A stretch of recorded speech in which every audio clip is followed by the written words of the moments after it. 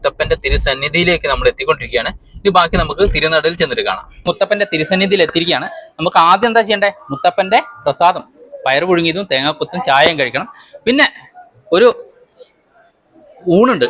കാരണം കുട്ടിയായിരുന്നപ്പോൾ നേർന്നതാണ്, ആളിത്രയും വലുതായി. ഇപ്പൊ സ്വന്തം ചോറുണ്ണാൻ പ്രായമായി. അപ്പൊ ആ ഊണ് കഴിച്ചിട്ട് നമുക്ക് നേരെ മൂകാംബികയ്ക്ക് പോകണം. ബാക്കി കാര്യങ്ങളൊക്കെ നമ്മൾ ഡീറ്റെയിൽ ആയിട്ട് ഇതിന്റെ വീഡിയോ ചെയ്തിട്ടുണ്ട്. ഡിസ്ക്രിപ്ഷനിൽ ലിങ്ക് കൊടുക്കാൻ കണ്ടു നോക്കണം കേട്ടോ. മുത്തപ്പന്റെ തിരുസന്നിധിയിലേക്ക് വന്നുകൊണ്ടിരിക്കുകയാണ്. നമുക്ക് ഇവിടെ വരുമ്പോൾ ധാരാളം നായ്ക്കളെ കാണാം. മുത്തപ്പന്റെ കാവൽ നായ്ക്കളെ കാണാം. അത് തന്നെ ഈ ക്ഷേത്രത്തിന്റെ ഫ്രണ്ടിലായിട്ട് തന്നെ നമുക്കൊരു നായയുടെ രൂപം നമുക്ക് കാണാൻ കഴിയും. ഇതാ നമുക്ക് അവിടെ ഇങ്ങനെ ചെല്ലുമ്പോൾ തന്നെ മുത്തപ്പന്റെ മടപ്പുരയുടെ ഫ്രണ്ടിലായിട്ട് തന്നെ ഇതാ നായ്ക്കുട്ടിനെ കാണാൻ കഴിയും. നമുക്ക് അകത്തേക്ക് ക്യാമറ അലൗഡ് അല്ല. നമ്മൾ കഴിഞ്ഞ പ്രാവശ്യം ഇതൊക്കെ പറഞ്ഞിരുന്നു. അതുകൊണ്ട് തന്നെ നമ്മൾ അകത്തേക്ക് പോകുന്നില്ല.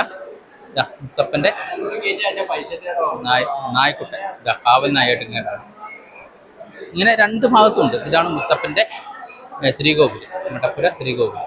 ക്ഷേത്രത്തിന്റെ അരികിലായിട്ട് തന്നെ വളപട്ടണം പുഴ ഒഴുകുന്ന കാണാം. ഇവിടുന്ന് നമ്മൾ കയ്യും കാലും ഒക്കെ കഴുകി ശരീരശുദ്ധി വരുത്തിയിട്ട് വേണം നമുക്ക് മുത്തപ്പന്റെ സന്നിധിയിലേക്ക് എത്താൻ. ഇതാ അപ്പോൾ ഇവിടുന്ന് നമ്മൾ കയ്യും കാലും ഒക്കെ കഴുകി ഒന്ന് വൃത്തിയാവുകയാണ്. നമ്മൾ തിരുസന്നിധിയിലേക്ക് കയറുകയാണ്. ഇതാണ് പ്രശസ്തമായ അന്നദാനപുര, ഊട്ടുപുര. മുത്തപ്പന്റെ ഊട്ടിനെ കുറിച്ച് നമ്മൾ പറയേണ്ട കാര്യമല്ലോ, ലോക പ്രശസ്തമാണ്. അപ്പോൾ നമുക്ക് ഊണ് കഴിക്കാൻ സമയം കിട്ടിയാൽ നമുക്ക് ഊണ് കഴിക്കണം. ഇതാ നമ്മൾ മുത്തപ്പന്റെ തിരുസന്നിധിയിലേക്ക് കയറുകയാണ്. നമുക്ക് ഉള്ളിലേക്ക് ക്യാമറ അലൗഡ് അല്ല. ഇതാണ് മുത്തപ്പന്റെ തിരുസന്നിധി.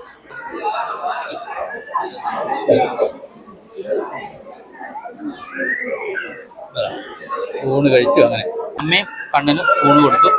ചോറൂണിന്റെ സമയം രാവിലെ 7:30 മുതൽ വൈകുന്നേരം 4 മണി വരെയാണ്. അങ്ങനെ നമ്മൾ മുത്തപ്പന്റെ പ്രധാന വഴിപാടായ പയർ പുഴുങ്ങിയതും ചായയും തേങ്ങാക്കൊത്തും കഴിക്കാനായിട്ട് ഇതാ വന്നിരിക്കുകയാണ്. ഒരുപാട് ആളുകൾ ഇതാ മുത്തപ്പന്റെ പ്രസാദ കൂട്ട് കഴിച്ചുകൊണ്ടിരിക്കുന്ന ഒരു കാഴ്ച നമുക്കിവിടെ കാണാൻ കഴിയും.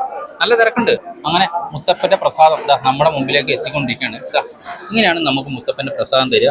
പയർ പുഴുങ്ങിയതും തേങ്ങാക്കൊത്തും ഒക്കെ ആയിട്ട്. ഈ ഒരു പ്രസാദം ഉണ്ടല്ലോ മക്കളെ, അതിവിടെ വന്ന് കഴിച്ചാൽ തന്നെ അതിൻ്റെ ഒരു ടേസ്റ്റും അതിൻ്റെ ഒരു പ്രത്യേക അനുഭൂതിയാണ് നമുക്കറിയുള്ളൂ.